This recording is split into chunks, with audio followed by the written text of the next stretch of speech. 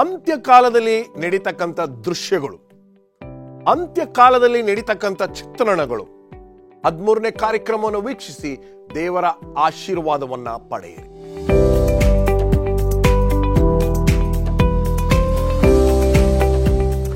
ನಮಸ್ಕಾರ ಪ್ರಿಯ ವೀಕ್ಷಕರೇ, 13 ವಾರಗಳು ದೇವರು ನಮ್ಮನ್ನ ನಡೆಸಿದ್ದಾನೆ. 13ನೇ ವಾರಕ್ಕೆ ತಂದಿದ್ದಾನೆ. ಅದರಲ್ಲೂ ವಿಶೇಷವಾಗಿ ಅಂತಿಮ ಕಾಲದಲ್ಲಿ ಜೀವಿಸ್ತಕ್ಕಂಥ ನಮ್ಮೆಲ್ಲರಿಗೂ ಬೇಕಾಗಿರ್ತಕ್ಕಂಥ ಪಾಠಗಳನ್ನ ಈ ತ್ರೈಮಾಸಿಕದಲ್ಲಿ ನಮಗೆ ಕೊಟ್ಟಿದ್ದಾನೆ. ಅನುಭವಶಾಲಿಗಳು ತಮ್ಮ ಸಮಯವನ್ನ, ತಮ್ಮ ದಿನಗಳನ್ನ ನಮಗೋಸ್ಕರ, ನಿಮಗೋಸ್ಕರ, ಈ ಪಾಠಕ್ಕೋಸ್ಕರ ಬಂದು ಕೊಟ್ಟಿದ್ದಾರೆ. ಬನ್ನಿ ಅವರನ್ನ ಸ್ವಾಗತ ಮಾಡಿ ನಮ್ಮ ಈ ಕಾರ್ಯಕ್ರಮಕ್ಕೆ ಚಾಲನೆಯನ್ನು ನೀಡೋಣ. ಬೋಧಕರಾಗಿರ್ತಕ್ಕಂಥ ಪ್ರಸನ್ನ ಕುಮಾರ್, ಬೋಧಕರಾಗಿರ್ತಕ್ಕಂಥ ರಾಜದಾಸ್, ಬೋಧಕರಾಗಿರ್ತಕ್ಕಂಥ ಮುತ್ತು ಮ್ಯಾಥ್ಯೂ, ನಮಸ್ಕಾರ. ತುಂಬ ಸಂತೋಷ ನೀವು ನಮ್ಮ ಕಾರ್ಯಕ್ರಮಕ್ಕೆ ಬಂದಿದ್ದು. ಅಂತ್ಯಕಾಲದಲ್ಲಿ ಬೇಕಾಗಿರ್ತಕ್ಕಂಥ ಚಿತ್ರಣಗಳು ಅಥವಾ ಅಂತ್ಯಕಾಲದಲ್ಲಿ ಬರ್ತಕ್ಕಂಥ ಚಿತ್ರಣಗಳನ್ನು ಅರ್ಥ ಮಾಡಿಕೊಳ್ಳುವುದು. ಇದನ್ನು ಅರ್ಥ ಮಾಡಿಕೊಂಡರೆ ಯಾವುದೂ ಆಶ್ಚರ್ಯ ಅನಿಸೋದಿಲ್ಲ. ಲಾಸ್ ಏಂಜಲ್ಸ್ನಲ್ಲಿ ಬಂದಂಥ ಬೆಂಕಿಯೂ ಆಶ್ಚರ್ಯ ಅನಿಸೋದಿಲ್ಲ. ದೊಡ್ಡ ದೊಡ್ಡ ಭೂಕಂಪಗಳು ಆಶ್ಚರ್ಯ ಅನಿಸೋದಿಲ್ಲ. ಭಾನುವಾರ ಆಚರಣೆ ಅಂತಕ್ಕಂಥದ್ದು ಕೂಡ ಆಶ್ಚರ್ಯಕ್ಕೆ ಬರುವುದಿಲ್ಲ. ಇದು ಬರ್ತದೆ ಅಂತ ನಮಗೆ ಗೊತ್ತಿತ್ತು ಅನ್ನೋ ಒಂದು ಭಾವನೆಯಲ್ಲಿ ಇರ್ತೇವೆ. ಸ್ವರ್ಣ ವಾಕ್ಯವನ್ನು ದಯವಿಟ್ಟು ಯೋನ 1ನೇ ಅಧ್ಯಾಯ 9ನೇ ವಚನ. ಅವನನ್ನು ಕೇಳಲು ಅವನು ಅವರಿಗೆ, ನಾನು ಇಬ್ರಿಯನು, ಕಡಲನ್ನು ಒಣನೆಲ್ಲವನ್ನು ಸೃಷ್ಟಿಸಿದ ಪರಲೋಕದ ದೇವರಾದ ಯೆಹೋವನ ಭಕ್ತನು ಎಂದು ಹೇಳಿದನು.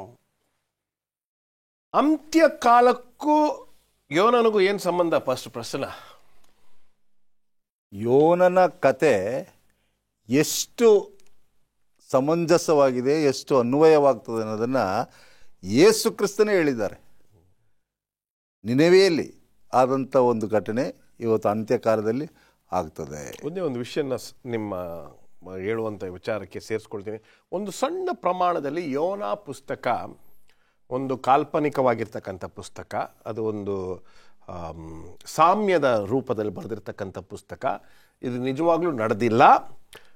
ಒಂದು ಮೀನು ಮನುಷ್ಯರನ್ನು ನುಂಗ್ಲಿಕ್ಕೆ ಸಾಧ್ಯವಿಲ್ಲ ಎಂಬತಕ್ಕಂಥದ್ರಲ್ಲಿ ಒಂದು ಸಣ್ಣ ಪ್ರಮಾಣದ ಸತ್ಯವೇದದ ವಿದ್ಯಾರ್ಥಿಗಳು ಇದನ್ನು ನಂಬ್ತಾರೆ. ಆದರೆ ಇದು ಸುಳ್ಳು. ಏಕೆಂದರೆ ಯೇಸು ಸ್ವಾಮಿನೇ ಮುಂದುವರಿಸಿ ಹೇಳಿದ್ದಾರೆ, ಯೋನನು ಮೀನಿನ ಹೊಟ್ಟೆ ಒಳಗೆ ಇದ್ದ ಹಾಗೆ ನಾನು ಭೂಮಿ ಒಳಗೆ ಇರ್ತೇನೆ. ವಂಡರ್ಫುಲ್. ಒಂದು ದೃಷ್ಟಾಂತದ ಮೂಲಕವಾಗಿ ತಿಳಿಸುವಾಗ ಎಷ್ಟು ಸತ್ಯ ಅದರಲ್ಲಿರ್ತದೆ. ಸೊ ಈ ಅಂತ್ಯಕಾಲದಲ್ಲಿ ನಾವು ಯೋನನು ನಿನಿವೆ ಪಟ್ಟಣಕ್ಕೆ ಹೋಗದೇ ಇದ್ದದ್ದು, ಅನಂತರ ಓದದ್ದು, ಮತ್ತು ಬ್ಯಾಬಿಲೋನ್ ಹೇಗೆ ಬಿತ್ತು, ಮತ್ತು ಅಶ್ಶೂರ್ಯದವರು ಹೇಗೆ ಮೇಲಕ್ಕೆದ್ರು, ಪರ್ಷಿಯ ರಾಜನು ಸೈರಸ್ ಕೋರೇಶನು ಹೇಗೆ ಮೇಲಕ್ಕೆ ಹೋಗಿ ಅವನ ಮೂಲಕವಾಗಿಯೇ ದೇವರ ಜನರನ್ನು ಮತ್ತೊಮ್ಮೆ ಯೆರೂಸಲೇಮ್ ಪಟ್ಟಣಕ್ಕೆ ಕಳುಹಿಸಿಕೊಟ್ಟ ದೃಷ್ಟಾಂತಗಳನ್ನು ನಾವು ಕಲೀಲಿಕ್ಕೆ ಹೋಗ್ತೇವೆ. ಇಲ್ಲಿ ಅಂತ್ಯಕಾಲದ ಈ ಘಟನೆಗಳು ಈಗಿನ ಸತ್ಯಕ್ಕೆ ಎಷ್ಟು ಅನ್ವಯವಾಗಿದೆ ಎಂಬುದನ್ನು ತಿಳ್ಕೊಳ್ಬೇಕು ನಾವು. ಇವೆಲ್ಲವೂ ಒಂದು ರೀತಿಯಾದಂಥ ಔಟ್ಲೈನ್ಸ್ ಇರ್ಬೋದು, ಆದರೆ ಇವುಗಳ ಮೂಲಕವಾಗಿ ನಾವು ಅನೇಕ ಸತ್ಯಗಳನ್ನು ಕಲಿತುಕೊಳ್ತೇವೆ. ಅನೇಕ ದೃಷ್ಟಾಂತಗಳು ಅಂತ್ಯಕಾಲದಲ್ಲಿ ಹೀಗೇ ಇರ್ತವೆ ಎಂಬುದನ್ನು ನಮಗೆ ಖಚಿತಪಡಿಸುತ್ತವೆ. ಈಗ ನಾವು ಈ ಭಾನುವಾರದ ಪಾಠಕ್ಕೆ ಬರುವುದಾದರೆ, ಈ ಪಾಠಕ್ಕೆ ಹೋಗುವ ಮುನ್ನ ಇದರಿಂದ ಕಲಿಬೇಕಾಗಿರ್ತಕ್ಕಂಥ ವಿಷಯಗಳು, ಲೇಖಕರ ಒಂದು ದೃಷ್ಟಿಕೋನವನ್ನು ನಾವು ನೋಡೋಣ. ನಾನು ಬರೋದಿಲ್ಲ, ನನ್ನನ್ನು ಬಿಟ್ಬಿಡಿ, ನನಗೆ ಈ ಇದರಲ್ಲಿ ಇಂಟ್ರೆಸ್ಟ್ ಇಲ್ಲ, ಸ್ವಲ್ಪ ದಯವಿಟ್ಟು ನನ್ನ ಬಿಟ್ಬಿಡಿ ಅಂತ ಹೇಳೋದು ತಪ್ಪಾ ಪಾಸ್ಟರ್ ಪ್ರಸನ್ನ? ತಪ್ಪು ಸರಿ ಎಂಬುದನ್ನು ವೈಯಕ್ತಿಕವಾಗಿ ನಾವು ಯೋಚನೆ ಮಾಡಬೇಕಾಗ್ತದೆ. ಇಲ್ಲಿ ದೇವರು ಯಾರನ್ನ ಕರೀತಾ ಇದ್ದಾರೋ ಬಹಳ ಮುಖ್ಯ. ಒಬ್ಬ ಸಾಧಾರಣವಾದಂಥ ವ್ಯಕ್ತಿಯನ್ನು ಕರೀತಾ ಇಲ್ಲ. ಆದಾಮ್ ಮತ್ತು ಅವಳಿಗೆ ಕೊಟ್ಟಂತ ಸ್ವಾತಂತ್ರ್ಯದ ಆಯ್ಕೆನ ಯೋನನಿಗೆ ಕೊಟ್ಟಿಲ್ಲ ಅಂತ ನನ್ನ ಅನಿಸಿಕೆ. ಫಸ್ಟ್ ರಾಜದಾಸ್, ನೀವೇನಂತೀರ? ಇದು ಆಯ್ಕೆ ಪ್ರಶ್ನೆ ಅಲ್ಲ, ಇದು ಆಜ್ಞಾಪನೆ. ಆಜ್ಞಾಪನೆ ಅಂದರೆ ಮಾಡಲೇಬೇಕು. ಇಲ್ಲ, ನಾನು ಇದನ್ನು ಯಾವ ದೃಷ್ಟಿಕೋನಲ್ಲಿ ತಗೊಳ್ತೀನಿ ಅಂದರೆ, ನನಗೆ ಚೆನ್ನಾಗಿ ಗೊತ್ತು ನನ್ನ ಮಗನಿಗೆ ನಾನು ಏನು ಕೊಡಬೇಕು ಅಂತ. ನಾನು I take it in that way. ನನ್ನ ಮಗನಿಗೆ ನನಗೆ ಕರೆಕ್ಟಾಗಿ ಗೊತ್ತು ಏನು ಕೊಡಬೇಕು ಅಂತ, ಅವ್ನು ಯಾವಾಗ ಏನು ತಗೊಡ್ಬೇಕು ಅಂತ ನನ್ನ ಅನಿಸಿಕೆ. ಏನಂತೀರ? ನಿಮ್ಮ ಮಗನಿಗೆ ಏನು ಕೊಡಬೇಕು ಗೊತ್ತು, ಆದ್ರೆ ಯೋನನನ್ನ ಸ್ವಾಮಿ ಪ್ರವಾದಿಯಾಗಿ ಆರಿಸ್ಕೊಂಡಿದ್ದಾಗ ಪ್ರವಾದಿಗೆ ಏನ್ ಕೊಡ್ಬೇಕು ಅಂತ ಸ್ವಾಮಿಗೆ ಗೊತ್ತು. ವಂಡರ್ಫುಲ್, ಅದೇ ಪಾಯಿಂಟ್ ಮುಂದುವರಿಸಿ. ಸೊ ಪ್ರವಾದಿಯಾಗಿ ನೀನು ಏನ್ ಮಾಡ್ಬೇಕಾಗಿತ್ತು ಅದನ್ನ ನೀನು ಮಾಡಬೇಕು. ಎಕ್ಸಲೆಂಟ್. ಈಗ ಉದಾಹರಣೆಗೆ ನಿಮ್ಮನ್ನ ಒಬ್ಬ ಬೋಧಕರಾಗಿ ಆರಿಸ್ಕೊಂಡಿದ್ದಾರೆ. ಎಸ್, ನಿಮ್ಮ ಬೋಧಕರ ವೃತ್ತಿಯಿಂದ ಏನನ್ನ ಬಯಕೆ ಮಾಡ್ತೇವೆ ಅದನ್ನ ನೀವು ಮಾಡಬೇಕು. ನನಗೆ ಇಷ್ಟ ಬಂದಾಗ ಮಾಡ್ತೇನೆ ಅಂದ್ರೆ ನೀವು ಬೋಧಕರ ವೃತ್ತಿಯನ್ನೇ ತಗೊಳ್ಬಾರ್ದು. ಎಕ್ಸಲೆಂಟ್. ಯೋನನ ಏನಂತ ಕರೀತಾರೆ ಅಂದ್ರೆ ರಿಲಕ್ಟೆಂಟ್ ಪ್ರಾಫಿಟ್. ಅಂದ್ರೆ ಮನಸ್ಸಿಲ್ಲದೆ ನಾನು ಪ್ರವಾದಿ ಆದೆ, ನನಗೆ ಮನಸ್ಸಿಲ್ಲ, ಹೋಗ್ಲಿಕ್ಕೆ ಇಷ್ಟ ಇಲ್ಲ ನನಗೆ. ಸ್ವಾಮಿ ಹೇಳ್ತಾರೆ ನಿನ್ವೆ ಪಟ್ಟಣಕ್ಕೆ ಹೋಗು, ನನಗಿಷ್ಟ ಇಲ್ಲ ಹೋಗ್ಲಿಕ್ಕೆ. ನಿನಗಿಷ್ಟ ಇದೆಯೋ ಇಲ್ವೋ, ಅಲ್ಲಿ ನನ್ನ ಜನ ಕಾಯ್ತಾ ಇದ್ದಾರೆ, ನೀನು ಅಲ್ಲಿಗೆ ಹೋಗ್ಬೇಕು, ನೀನು ಅಲ್ಲಿ ಪ್ರಸಂಗ ಮಾಡಬೇಕು, ಅಲ್ಲಿ ನೀನು ಮಾಡಬೇಕು. ಸೊ ಯೋನನ ಮನಸ್ಸಿಲ್ಲದ ಜೀವಿತವನ್ನು ನಾವು ಪರಿಗಣಿಸುವಾಗ ಯೋನನಿಗೆ ಇಷ್ಟ ಇಲ್ಲದೆ ಇದ್ರೂ ಸಹ ಕೆಲವು ಕಾರ್ಯಗಳನ್ನು ಮಾಡಬೇಕಾಗಿತ್ತು. ಅದಕ್ಕೋಸ್ಕರ ಜನರು ಬಂದು ಅವನನ್ನು ಕೇಳುವಾಗ ಸ್ವರ್ಣವಾಕ್ಯದಲ್ಲಿ ಓದ್ತೇವೆ, ನಾನು ಯಾರು, ಒಬ್ಬರು ಇಬ್ರಿಯ, ನಾನು ಯಾರನ್ನು ಆರಾಧನೆ ಮಾಡ್ತಾ ಇದ್ದೇನೆ, ಭೂಮಿ ಆಕಾಶಗಳನ್ನು ಉಂಟು ಮಾಡಿದ ಸೃಷ್ಟಿಕರ್ತನನ್ನ ಆರಾಧನೆ ಮಾಡುವ ನಾನು. ತನ್ನ ದೇವರನ್ನ ಎತ್ತಿ ಹಿಡಿತಾನೆ, ತನ್ನ ತಪ್ಪನ್ನ ಅರಿತುಕೊಳ್ತಾನೆ. ನಾನು ಯಾಕೆ ಅಡುಗಿನೊಳಗೆ ಬಂದೆ, ಯಾಕೆ ಅಡುಗಿನ ಕೆಳಗಡೆ ಇದ್ದೇನೆ, ನಾನು ಅರಿತುಕೊಂಡಿದ್ದೇನೆ, ನನ್ನಿಂದ ಈ ಪರಿಸ್ಥಿತಿ ಆಗ್ತಾ ಇದೆ, ದಯವಿಟ್ಟು ನನ್ನನ್ನು ಬಿಸಾಕ್ಬಿಡಿ. ಒಂದು, ಯೋನ ಹೋಗ್ಲಿಕ್ಕೆ ಇಷ್ಟಪಡಲಿಲ್ಲ. ಇನ್ನೊಂದು, ಆತನು ತನ್ನ ತಪ್ಪನ್ನು ಅರಿತುಕೊಂಡು ಯಾವ ಶಿಕ್ಷೆಗೆ ಬೇಕಾದರೂ ನಾನು ಗುರಿಯಾಗಲಿಕ್ಕೆ ಇಷ್ಟಪಡ್ತೇನೆ, ಒಪ್ಕೊಳ್ಬೇಕು. ಈ ಮನವರಿಕೆ ಎಂಬತಕ್ಕಂಥದ್ದು ಬಹಳ ಮುಖ್ಯ. ಮಾನವರಾಗಿ ಅದು ಪ್ರವಾದಿನೇ ಆಗಿರ್ಬೋದು, ಇನ್ನೊಬ್ಬರೇ ಆಗಿರಬಹುದು, ತಪ್ಪು ಮಾಡ್ತಕ್ಕಂಥದ್ದು ಸಹಜ. ಆದರೆ ತಪ್ಪನ್ನು ತಿದ್ದುಕೊಂಡು ಮತ್ತೊಮ್ಮೆ ಹಿಂದಕ್ಕೆ ಬರ್ತಕ್ಕಂಥದ್ದು ಬಹಳ ಮುಖ್ಯವಾಗಿತ್ತು. ಆ ಯೋನನು ಅಂತ ಕಾರ್ಯವನ್ನ ಮಾಡ್ದ. ಅವನು ಮತ್ತೊಮ್ಮೆ ಹೋಗಿ ಅಲ್ಲಿಗೆ ಯಾವ ರೀತಿ ಪ್ರಸಂಗ ಮಾಡ್ದ ಎಂಬುದನ್ನು ಮುಂದಿನ ಅಧ್ಯಾಯಗಳಲ್ಲಿ, ಮುಂದಿನ ಪಾಠಗಳಲ್ಲಿ ನಾವು ಕರೀಲಿಕ್ಕೆ ಹೋಗ್ತೇವೆ.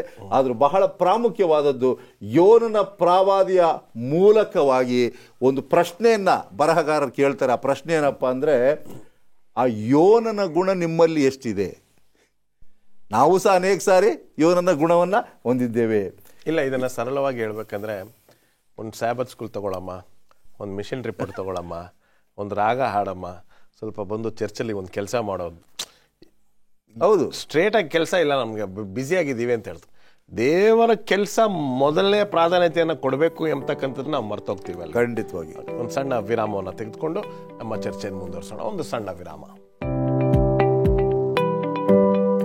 Welcome back. ಯೋನನ ಜೀವನದಲ್ಲಿ ನಡೆದಂಥ ಘಟನೆಗಳನ್ನು ತೆಗೆದುಕೊಂಡು, ನೆನಿವೆಯಲ್ಲಿ ನಡೆದಂಥ ಘಟನೆಗಳನ್ನು ತೆಗೆದುಕೊಂಡು ಅಂತಿಮ ಕಾಲಕ್ಕೆ ಬೇಕಾಗಿರ್ತಕ್ಕಂಥ ಪಾಠಗಳನ್ನು ನಾವು ಕಲಿತಾ ಇದ್ದೀವಿ. ಪಶ್ಚಾತ್ತಾಪದ ಕೆಲಸ. ಪಾಸ್ಟರ್ ರಾಜದಾಸ್ ಹೇಳಿ. ಯೋನನಿಗೆ ದೇವರು ಒಂದು ಸಂದೇಶ ಕೊಟ್ಟಿದ್ದ. ಆ ಸಂದೇಶ ಏನು?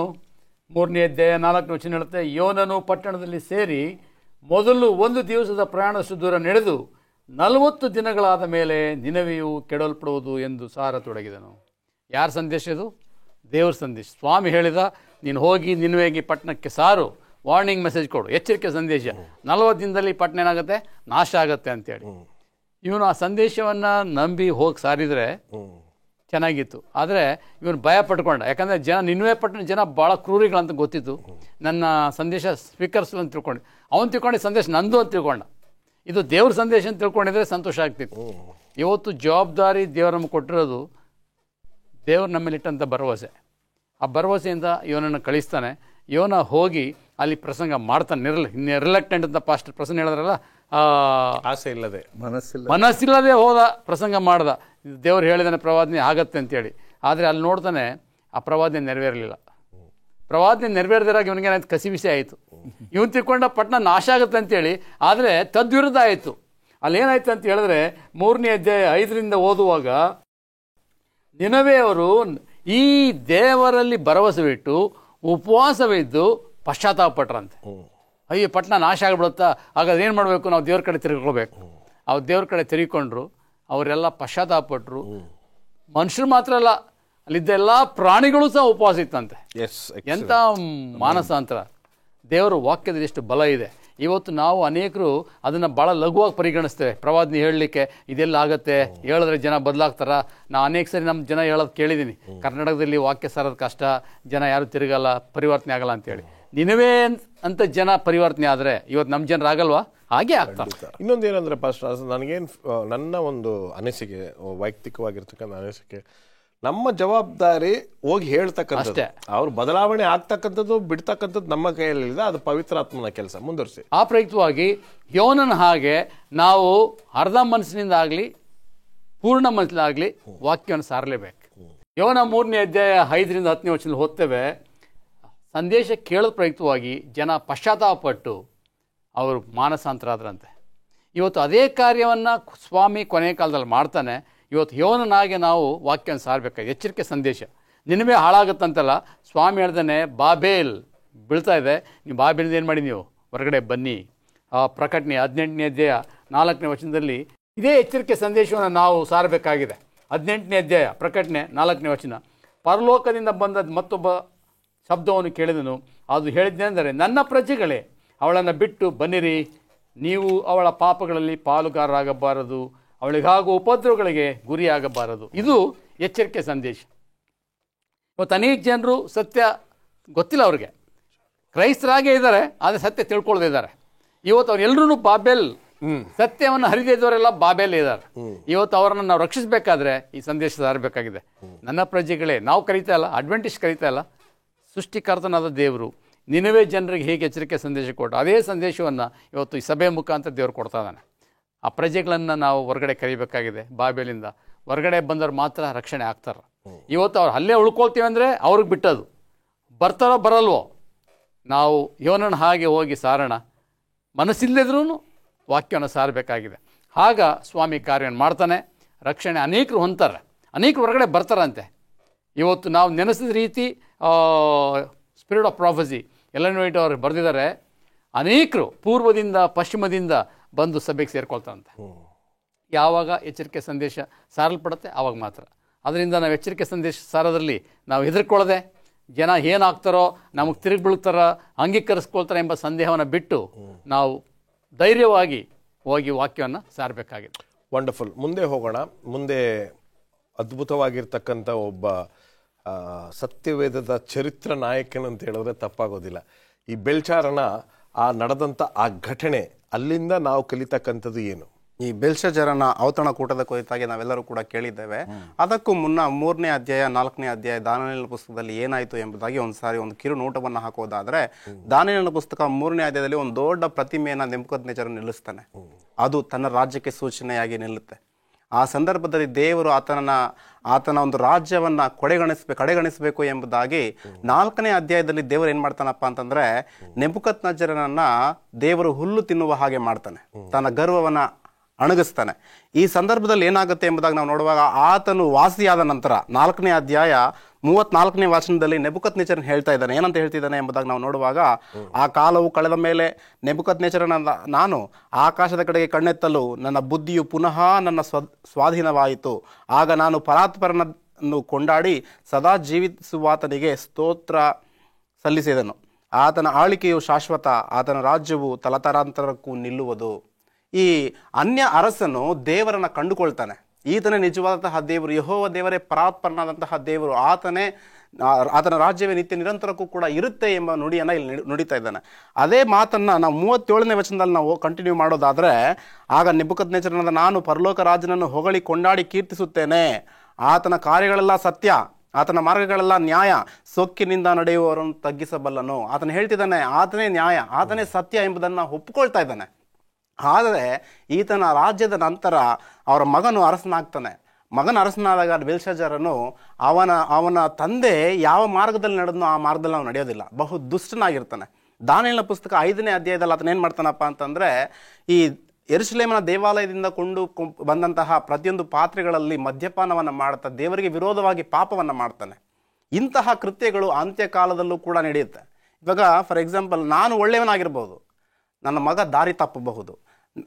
ಫಾರ್ ಎಕ್ಸಾಂಪಲ್ ಇಲ್ಲಿ ನಾವು ನೋಡೋದಾದ್ರೆ, ನೆಬೂಕದ್ನೆಚ್ಚರನು ಯಾವ ಮಾರ್ಗದಲ್ಲಿ ನಡೆದನೋ ಅದೇ ಮಾರ್ಗದಲ್ಲಿ ಈತನು ಕೂಡ ನಡೆಯಬಹುದಾಗಿತ್ತು. ಆತನೇ ಸತ್ಯವಾದಂತಹ ದೇವರು ಎಂಬುದಾಗಿ ಈತನು ಕೂಡ ಕಂಡುಕೊಂಡಿರ್ತಾನೆ. ಆದರೆ ಯಾವುದೇ ಕಾರಣಕ್ಕೂ ಕೂಡ ಅದನ್ನು ಹೃದಯಕ್ಕೆ ತೆಗೆದುಕೊಳ್ಳದಲೇ ಇಷ್ಟಾನುಸಾರವಾಗಿ ಜೀವಿಸಿದ ಪ್ರಯುಕ್ತ ಈ ಬೆಲ್ಶಜರನು ಏನಾಗ್ತಾನಪ್ಪ ಅಂದರೆ ಸಂಪೂರ್ಣವಾಗಿ ಹಾಳಾಗ್ತಾನೆ. ಅಂತ್ಯದಲ್ಲಿ ನಾವು ನೋಡ್ತೇವೆ, ಇಲ್ಲಿ ಸತ್ಯವಾಗಿ ಇಲ್ಲಿ ಹೇಳ್ತಿದೆ, in the last days as the final crisis breaks upon the world people will be given the opportunity to know the truth. ಆದರೆ what determines their choice as Belshazzar will be their hearts. ಇಲ್ಲಿ ನಾವು ಗಮನಿಸೋದಾದರೆ ಆತನ ಹೃದಯದಲ್ಲಿ ಆತನ ದೇವರನ್ನು ಒಪ್ಪಿಕೊಳ್ಳಿಲ್ಲ, ಅದರ ಪ್ರಯುಕ್ತ ಆತನು ಹಾಳಾದ ಎಂಬುದಾಗಿ ನಾವು ನೋಡ್ತಿದ್ದೇವೆ. ಇಲ್ಲಿ ತುಂಬ ಮುಖ್ಯವಾಗಿರ್ತಕ್ಕಂಥದ್ದು, ತುಂಬ ಚೆನ್ನಾಗಿ ಹೇಳಿದ್ರೆ, ಕೊನೆಯ ಕಾಲದಲ್ಲಿ ಬೆಲ್ಶಾಸರನಿಗೆ ಆದಂಥ ರೀತಿಯಲ್ಲಿ ನಮ್ಮ ಯೌವನಸ್ಥ ಮಕ್ಕಳು ಅವ್ರಿಗೆ ಸತ್ಯ ಏನು ಅಂತ ಗೊತ್ತು, ಆದರೆ ಅದನ್ನು ಕೈಗೊಂಡು ನಡೆದೇ ಇರತಕ್ಕಂಥ ಸಮಯದಲ್ಲಿ ಏನಾಗುತ್ತೆ ಅಂತಕ್ಕಂಥದ್ದನ್ನು ಈ ಬೆಲ್ಶಾಸರನ ಜೀವನದಲ್ಲಿ ನಾವು ನೋಡ್ತೀವಿ. ಈಗ ಒಂದು ಸಣ್ಣ ವಿರಾಮವನ್ನು ತೆಗೆದುಕೊಳ್ಳೋಣ, ಒಂದು ಸಣ್ಣ ವಿರಾಮ. Welcome back. ಬನ್ನಿ ನಮ್ಮ ಚರ್ಚೆನ ಮುಂದುವರಿಸ್ಕೊಂಡು ಹೋಗೋಣ. ನಿಜವಾಗ್ಲೂ ನಡೆದಂಥ ಒಂದು ಘಟನೆಯಿಂದ ನಾವು ಕಲಿಬೇಕಾಗಿರ್ತಕ್ಕಂಥ ಸತ್ಯ ಏನು? ಯುಫ್ರೇಟಸ್ ನದಿಯನ್ನು ನಾವು ತೆಗೆದುಕೊಂಡಾಗ ಸತ್ಯವೇದದ ಚರಿತ್ರೆಯಲ್ಲಿ ಒಂದು ಮುಖ್ಯವಾಗಿರ್ತಕ್ಕಂಥ ಪಾತ್ರವನ್ನು ವಹಿಸಿರ್ತಕ್ಕಂಥ ಒಂದು ನದಿ. ಏನಾಯಿತು ಬನ್ನಿ ಕಲಿಯೋಣ. ಪಾಸ್ಟರ್ ರಾಜದಾಸ್ ಹೇಳಿ. ಬಾಬಿಲೋನ್ ರಾಜ್ಯ ಭಾಳ ಸುಸ್ಥಿರವಾಗಿತ್ತು, ಸುಭಿಕ್ಷವಾಗಿತ್ತು. ಯಾಕಂತ ಹೇಳಿದ್ರೆ ಅಲ್ಲಿ ಒಂದು ಉನ್ನತವಾದಂಥ, ಹೇಗೆ ಐಗುಪ್ತ ದೇಶದಲ್ಲಿ ನೈಲ್ ನದಿ ಹರಿತಾ ಇದೆಯೋ ಹಾಗೆ ಬಾಬಿಲೋನ್ ದೇಶದಲ್ಲಿ ಯೂಫ್ರೇಟಿಸ್ ನದಿ ಹರಿತಾ ಇತ್ತು. ಅವರಿಗೆ ಸಾಕಷ್ಟು ನೀರಿತ್ತು. ಅದು ಮಲ್ಟಿಪರ್ಪಸ್ ಪ್ರಾಜೆಕ್ಟ್ ಅಂತ ಹೇಳ್ತಾರೆ. ಎಲ್ಲ ಥರವಾದಂಥ ಕೆಲಸ ಕಾರ್ಯಗಳಿಗೆ ಈ ನದಿ ಉಪಯೋಗ ಆಗ್ತಾ ಇತ್ತು. ಅದರಿಂದ ಅವರು ಯಾವುದೇ ಕಾರಣಕ್ಕೂ ಕೊರತೆ ಇರಲಿಲ್ಲ ಅವ್ರಿಗೆ. ಆದರೆ ಬೆಲ್ಶಾಜರ್ ರಾಜ, ಈಗ ತಾನೇ ಪಾಸ್ಟರ್ ಮುತ್ತವ್ರು ಹೇಳ್ತಾ ಇದ್ರು, ಆತನು ಆ ಔತಣದಲ್ಲಿ ಮಾಡಿದಂಥ ಮಹಾ ಹೀನವಾದಂಥ ತಪ್ಪು ಅಂತ ಹೇಳಿದ್ರೆ, ದೇವರಿಗೆ ಮೀಸಲಾದಂಥ ಆ ಪಾತ್ರೆಗಳನ್ನು ತಂದು ಅಲ್ಲಿ ಅವನು ಔತಣ ಮಾಡ್ತಾನೆ. ಅದರಲ್ಲಿ ಅವನು ಮದ್ಯಪಾನ ಮಾಡ್ತಾನೆ. ಆತನ ಮಾತ್ರ ಅಲ್ಲ, ಆತನ ಉಪಪತ್ನಿಯರು ಮಾಡಿಸ್ತಾನೆ. ಇದು ದೇವರಿಗೆ ಹೇಯವಾದಂಥ ಕಾರ್ಯ. ಆ ಪ್ರಯುಕ್ತವಾಗಿ ಸ್ವಾಮಿ ಆತನಿಗೆ ಆ ಗೋಡೆ ಮೇಲೆ ಲೇಖನಿ ಬರೀತಾನೆ, ಮೆನೆ ಮೆನೆ ತೆಕಲು ಪಾರ್ಸಿನ್, ಅಂದರೆ ನಿನ್ನ ದಿನಗಳು ಲೆಕ್ಕಿಸಿ ಕೊನೆಗೆ ನಿನ್ನ ದಿನ ಕೊನೆಗಾಣಿಸಲ್ಪಟ್ಟಿದೆ ಅಂತ. ಅವನಿಗೆ ಅರ್ಥ ಆಗಲಿಲ್ಲ ಯಾವ ರೀತಿ ನೆಬೂಕದ್ನೆಚ್ಚರ್ ರಾಜನ ಕಾಲದಲ್ಲಿ ದಾನಿಯೇಲ ಬಂದು ಆ ಕನಸನ್ನು ವಿವರಣೆ ಮಾಡ್ದ. ಅದೇ ದಾನಿಯೇಲನ್ನು ಮತ್ತೆ ಕರೆಸ್ತಾನೆ, ರಾಣಿ ಕರೆಸಿ ಹೇಳ್ತಾನೆ, ನಿಮ್ಮ ತಂದೆ ಕಾಲದ, ನಿಮ್ಮ ತಾತನ ಕಾಲದ ಇದ್ದಂಥ ವ್ಯಕ್ತಿ ಇದ್ದಾನೆ, ಆತನ ಆತ್ಮ, ದೇವರ ಆತ್ಮ ಇದ್ದಂಥ ವ್ಯಕ್ತಿ, ಆತನ ಕರೆದ್ರೆ ಬಹುಶಃ ಹೇಳ್ಬೋದು ಅಂತೇಳಿ ದಾನಿಯೇಲ ಬಂದು ವಿವರಣೆ ಮಾಡಿದಾಗ ಅವನು ಹೇಳ್ತಾನೆ, ಇದು ನಿನ್ನ ಅಂತ್ಯ ದಿನ, ನಿನ್ನ ನಾಶ ಆಗ್ತೀಯ ಅಂತೇಳಿ. ನಂಬಲಿಲ್ಲ ಅವನು. ಆದರೆ ಆ ರಾತ್ರಿ ಅವರೆಲ್ಲ ಕುಡಿದು ಹಮ್ಲಲ್ಲಿರುವಾಗ ಕೊರೇಶ ರಾಜ, ಪರ್ಷಿಯಾ ದೇಶದ ರಾಜ ಬಂದು ಮುತ್ತಿಗೆ ಹಾಕುವಾಗ ದೊಡ್ಡ ಸಮಸ್ಯೆ ಇತ್ತು. ಅಲ್ಲೊಂದು ನದಿ ಇತ್ತು. ಆ ನದಿಯ ನೀರನ್ನು ಅವನೇನು ಮಾಡ್ತಾನೆ, ಡೈವರ್ಟ್ ಮಾಡಿ ಆ ನೀರನ್ನ ಬೇರೆ ಕಡೆ ತಿರುಗಿಸಿ ಆ ನದಿ ಹೋಗುವಂಥ ಸ್ಥಳದಲ್ಲಿ ಈ ಸೈನ್ಯ ಹೋದಾಗ ಅಲ್ಲಿ ದ್ವಾರ ತೆರೆಯಲ್ಪಟ್ಟಿದ್ದಂತೆ. ಯಾಕಂದರೆ ಎಲ್ಲ ಕುಡಿದು ಹಮ್ಲಲ್ಲಿ ಯಾರು ಬರ್ತಾರೆ, ಎಲ್ಲ ಸುಭದ್ರವಾಗಿದೆ ಅಂತ ತಿಳ್ಕೊಂಡಿದ್ರು. ಆದರೆ ಯಾವ ರೀತಿ ಆ ಯೂಫ್ರೇಟಸ್ ನದಿಯ ಮುಖಾಂತರ ಹೋಗಿ ನೀರನ್ನು ಬೇರೆ ಮಾಡಿ ದಾಳಿ ಮಾಡಿ ಬಾಬಿಲೋನ್ ದೇಶವನ್ನು ಮುತ್ತಿಗೆ ಹಾಕದ, ಅದೇ ರೀತಿ ಕೊನೆಯಲ್ಲಿ ಈ ಕಾರ್ಯ ಆಗಲಿಕ್ಕೆ ಹೋಗುತ್ತೆ. ಪ್ರವಾದನೆ ಇದು. ಆ ಪ್ರವಾದನೆ ಅಂತ ಹೇಳಿದ್ರೆ ಪ್ರಕಟಣೆ 16ನೇ ಅಧ್ಯಾಯದಲ್ಲಿ ಓದ್ತೇವೆ. ಪ್ರಕಟಣೆ 16ನೇ ಅಧ್ಯಾಯದಲ್ಲಿ 16ನೇ ಅಧ್ಯಾಯ 12ರಿಂದ ಓದುವಾಗ, 6ನೇಯವನು ತನ್ನ ಪಾತ್ರಿದ್ದನ್ನು ಯೂಫ್ರೇಟಸ್ ನದಿ ಎಂಬ ಮಹಾನದಿಯ ಮೇಲೆ ಒಯ್ಯಲು ಅದರ ನೀರು ಹಿಂಗಿ ಹೋಯಿತು. ಅಂತ್ಯಕಾಲದಲ್ಲಿ ಯೂಫ್ರೇಟಸ್ ನದಿಯನ್ನು ಮತ್ತೆ ಪ್ರಸ್ತಾಪ ಮಾಡ್ತಾ ಇದ್ದೇವೆ. ಬಾಬೇಲ್ ದೇಶದ ಮುತ್ತಿಗೆ ಹಾಕಬೇಕಾದ್ರೆ ಯೂಫ್ರೇಟಸ್ ನದಿ ಮುತ್ತಿಗೆ ಏನು ಒಣಗೋಗಿ ನಂತರ ಮುತ್ತಿಗೆ. ಹಾಗೆಯೇ ಈ ಲೋಕ ಕೊನೆಯ ಕಾಲದಲ್ಲಿ ನಾಶ ಆಗಬೇಕಾದ್ರೆ ಯೂಫ್ರೇಟಸ್ ನದಿ ಪೂರ್ವ ಪಶ್ಚಿಮ ಎರಡೂ ಭಾಗಗಳನ್ನು ಒಂದುಗೂಡಿಸುವಂಥದ್ದಾಗಿದೆ. ಪ್ರಯಾಣ ಮಾಡಲಿಕ್ಕೆ ಸಾಧ್ಯ. ಇಲ್ಲಿ ಆ ನೀರು ಬತ್ತಿ ಹೋದ ಮೇಲೆ ಏನಾಗುತ್ತೆ, ಜನಗಳು ತಿರುಗಾಡಲಿಕ್ಕೆ ಸುಲಭ ಆಗುತ್ತೆ. ನೀರು ಕೆಂಪಾಗುತ್ತೆ, ರಕ್ತಮಯವಾಗುತ್ತೆ. ಯಾಕಂದರೆ ಇವರು ದೇವರ ಭಕ್ತರನ್ನು ಹಿಂಸೆ ಮಾಡಿ ಅವ್ರ ರಕ್ತಪಾತ ಮಾಡಿದ ಪ್ರಯುಕ್ತವಾಗಿ ಆ ನೀರು ಸಹ ರಕ್ತಮಯವಾಗಿ ಹಿಂಗೋಗುತ್ತೆ. ದೇವರು ತನ್ನ ಭಕ್ತರನ್ನು ಯಾವತ್ತೂ ಕೈ ಬಿಡಲ್ಲ. ಹೇಗೆ ಬಾಬೇಲ್ ದೇಶದಲ್ಲಿ ಮುತ್ತಿಗೆ ಹಾಕ್ತೋ ಹಾಗೆ ಈ ದೇಶ ಮುತ್ತಿಗೆ ಹಾಕ್ಲಿಕ್ಕೆ ಹೋಗುತ್ತೆ. ದೇವರು ಜಯ ಗಳಿಸ್ತಾನೆ, ರಾಜಾದಿರಾಜನಾಗಿ ಜೀವಿಸ್ತಾನೆ ಎಂಬುದನ್ನು ದೇವ್ರ ವಾಕ್ಯ ಹೇಳುತ್ತೆ. ಇದು ಅತಿ ಶೀಘ್ರ ನಡೀಲಿಕ್ಕಿದೆ. ಈ ಪ್ರವಾದನೆ ಪೂರ್ತಿಗೊಳ್ಳುತ್ತೆ, ಯಾವುದೂ ಸುಳ್ಳಾಗಿಲ್ಲ. ಇಷ್ಟೆಲ್ಲ ನೆರವೇರದ್ದು ಇದು ಸಹ ಆಗತ್ತೆ ಎಂಬ ನಂಬಿಕೆ ನನಗಿದೆ. ಇದು ಪ್ರವಾದನೆ, ಅಂತಿಮ ಪ್ರವಾದನೆ. ನ್ಯಾಯ ವಿಚಾರಣೆ ಮುಗಿದಾಗ ಯೇಸು ಸ್ವಾಮಿಯು ವಕೀಲರ ಕೆಲಸವನ್ನು ಬಿಟ್ಟು ನ್ಯಾಯಾಧೀಶನಾದಾಗ ಉಪದ್ರವಗಳು ಚೆಲ್ಲಲ್ಪಡುವುದು. ಆ ಸಂದರ್ಭದಲ್ಲಿ ಈ ನದಿಯು ಒಂದು ಮುಖ್ಯವಾಗಿರ್ತಕ್ಕಂಥ ಪಾತ್ರವನ್ನು ವಹಿಸುವಂಥದ್ದಾಗಿದೆ ಚರಿತ್ರೆಯಲ್ಲಿ. ಸೊ ಎಷ್ಟು ಸುಂದರವಾಗಿರ್ತಕ್ಕಂಥ ಒಂದು ವಿಷಯ. ಲೌಕಿಕವಾಗಿರ್ತಕ್ಕಂಥ ಚರಿತ್ರೆಯು ಮತ್ತು ಸತ್ಯವೇದದ ಚರಿತ್ರೆಯು ಒಂದೇ ರೀತಿಯಾಗಿ ಮಾತನಾಡ್ತಕ್ಕಂಥದ್ದನ್ನು ನಾವು ನೋಡ್ತಕ್ಕಂಥದ್ದು. ಗುರುವಾರದ ಪಾಠಕ್ಕೆ ನಾವು ಬರೋಣ. ಹೇಳಿ ಪಾಸ್ಟ್ರೆ, ಏನು ನಡೀತದೆ? ಕೋರೇಶನ ಕುರಿತಾಗಿ ಭಾಗದಲ್ಲಿ ನಾವು ಕಲೀಲಿಕ್ಕೆ ಹೋಗ್ತಿದ್ದೇವೆ. ನೆಬೂಕದ್ನೆಚ್ಚರನು ಯೆರೂಸಲೇಮಿಗೆ ದಾಳಿ ಮಾಡಿ ಎಲ್ಲವನ್ನು ಕೂಡ ಹಾಳು ಮಾಡಿ ಎಲ್ಲರನ್ನು ಕೂಡ ಒತ್ತೆಯಾಳುಗಳನ್ನಾಗಿ ತೆಗೆದುಕೊಂಡು ಹೋಗ್ತಾನೆ. ಆ ಸಂದರ್ಭದಲ್ಲಿ ಅವರು ಅನೇಕ ವರ್ಷಗಳ ಕಾಲ ನೆಬೂಕದ್ನೆಚ್ಚರನ ಕೆಳಗೆ ಅವರು ಇರ್ತಾರೆ. ಅವನ ರಾಜ್ಯವಾದ ನಂತರ ಮೇದ್ಯರು ಪಾರ್ಸಿಯರು ರಾಜ್ಯವನ್ನು ಆಳಲಿಕ್ಕೆ ಪ್ರಾರಂಭ ಮಾಡ್ತಾರೆ. ಈ ಪಾರ್ಸಿಯರ ಒಂದು ಕಾಲದಲ್ಲಿ ಏನು ಮಾಡ್ತಾರಪ್ಪ ಅಂತಂದರೆ, ಈ ಕೋರೇಶನು, ಅರಸನಾದಂತಹ ಕೋರೇಶನು ಇದ್ದಂತಹ ಯಹೂದ್ಯರನ್ನು ಬಿಡುಗಡೆ ಮಾಡಿ, ನೀವು ಹೋಗಿ ನಿಮ್ಮ ಭೂಮಿಯಲ್ಲಿ ನಿಮ್ಮ ದೇಶದಲ್ಲಿ ದೇವರ ಮಂದಿರವನ್ನು ಕಟ್ಟ್ರಿ ಎಂಬುದಾಗಿ ಅವ್ರಿಗೆ ಏನು ಮಾಡ್ತಾನಪ್ಪ ಅಂತಂದರೆ ಅನುಮತಿಯನ್ನು ಕೊಟ್ಟು ಕಳಿಸ್ತಾನೆ. ಆ ಭಾಗವನ್ನು ನಾವು ಎಲ್ಲಿ ಕಾಣಬಹುದು ಎಂಬುದಾಗಿ ನಾವು ನೋಡೋದಾದರೆ 2ನೇ ಪೂರ್ವಕಾಲ ವೃತ್ತಾಂತ 36ನೇ ಅಧ್ಯಾಯ 22-23 ವಾಕ್ಯಗಳಲ್ಲಿ ಅದನ್ನು ನಾವು ಕಾಣಬಹುದಾಗಿದೆ. ಕೋರೇಶನ 1ನೆಯ ವರ್ಷದಲ್ಲಿ ಯೆಹೋವನು ತಾನು ಯೆರೆಮೀಯನ ಮುಖಾಂತರ ಹೇಳಿಸಿದ ವಾಕ್ಯವನ್ನು ನೆರವೇರಿಸುವುದಕ್ಕಾಗಿ ಆ ಪಾರ್ಸಿ ರಾಜನಾದ ಕೋರೇಶನ ಮನಸ್ಸನ್ನು ಪ್ರೇರೇಪಿಸಿದ್ದರಿಂದ ಅವನು ತನ್ನ ರಾಜ್ಯದಲ್ಲೆಲ್ಲ ಡಂಗುರದಿಂದಲೂ ಪತ್ರಗಳಿಂದಲೂ ಪಾರ್ಸಿಯ ರಾಜನಾದ ಕೋರೇಶನೆಂಬ ನನ್ನ ಮಾತನ್ನು ಕೇಳಿರಿ, ಪರಲೋಕ ದೇವರಾದ ಯೆಹೋವನು ನನಗೆ ಭೂಲೋಕದ ಎಲ್ಲ ರಾಜ್ಯಗಳನ್ನು ಒಪ್ಪಿಸಿ ತನಗೋಸ್ಕರ ಯೆಹೂದ ದೇಶದ ಯೆರೂಸಲೇಮಿನಲ್ಲಿ ಆಲಯವನ್ನು ಕಟ್ಟಬೇಕೆಂದು ಆಜ್ಞಾಪಿಸಿದ್ದಾನೆ. ಆದ್ದರಿಂದ ನೀವೆಲ್ಲರೂ ಕೂಡ ಹೊರಡ್ರಿ ಎಂಬುದಾಗಿ ಎಲ್ಲರನ್ನೂ ಕೂಡ ಕಳಿಸಿ ನೀವೆಲ್ಲರೂ ಕೂಡ ಅಲ್ಲಿ ದೇವಾಲಯವನ್ನು ಕಟ್ಟಬೇಕು ಎಂಬುದಾಗಿ ಅನುಮತಿಯನ್ನು ಕೊಟ್ಟು ಕಳಿಸೋದನ್ನು ನಾವು ಕಾಣ್ತೇವೆ. ಅಷ್ಟೇ ಅಲ್ಲ, ಇದು ಯಾರಿಗೆ ಸಾದೃಶ್ಯವಾಗಿದೆ ಎಂಬುದಾಗಿ ನಾವು ನೋಡೋದಾದರೆ, ಅಂತಿಮ ಕಾಲದಲ್ಲಿ ಯೇಸು ಸ್ವಾಮಿಯವರಿಗೆ ಈ ವ್ಯಕ್ತಿಯು ಹೋಲಿಕೆ ಆಗೋದನ್ನು ನಾವು ಕಾಣ್ತಿದ್ದೇವೆ. ಯೇಸು ಸ್ವಾಮಿ ಅಭಿಷಕ್ತನೇ ಎಂಬುದಾಗಿ ಕರೆಯಲ್ಪಟ್ಟಿದ್ದಾರೆ. ಅಷ್ಟೇ ಅಲ್ಲ, ಕೋರೇಶನು ಕೂಡ ನನ್ನ ಅಭಿಷಕ್ತನೇ ಎಂಬುದಾಗಿ ದೇವರು ಯೆಶಾಯನ ಪುಸ್ತಕ 45ನೇ ಅಧ್ಯಾಯ 1ನೇ ವಾಕ್ಯದಲ್ಲಿ ಅದನ್ನು ಪ್ರಸ್ತಾಪ ಮಾಡ್ತಾರೆ. ಆದ್ದರಿಂದ ಈ ಯಹೂದ್ಯರನ್ನು ಬಿಡುಗಡೆ ಮಾಡಲಿಕ್ಕೆ ಕೋರೇಶನು ಯಾವ ರೀತಿ ಬಂದನೋ, ಅಂತಿಮ ಕಾಲದಲ್ಲಿ ಜೀವಿಸುತ್ತಿರುವಂತಹ ನಮ್ಮನ್ನು ಕೂಡ ದೇವರು ಬಿಡುಗಡೆಗೊಳಿಸಲು ಕರ್ತನಾದಂತಹ ಯೇಸು ಸ್ವಾಮಿ ಅವರು 2ನೇ ಸಾರಿ ಬರ್ತಿದ್ದಾರೆ ಎಂಬುದನ್ನು ಈ ಪಾಠದ ಮುಖಾಂತರ ನಾವು ತಿಳಿದುಕೊಳ್ಬೇಕಾಗಿದೆ. ಮತ್ತಾಯನ ಸುವಾರ್ತೆ 24ನೇ ಅಧ್ಯಾಯ 27ನೇ ವಾಕ್ಯದಲ್ಲಿ ಯೇಸು ಸ್ವಾಮಿ ಅವರು ಹೇಳ್ತಿದ್ದಾರೆ. ಮತ್ತಾಯ 24:27ರಲ್ಲಿ,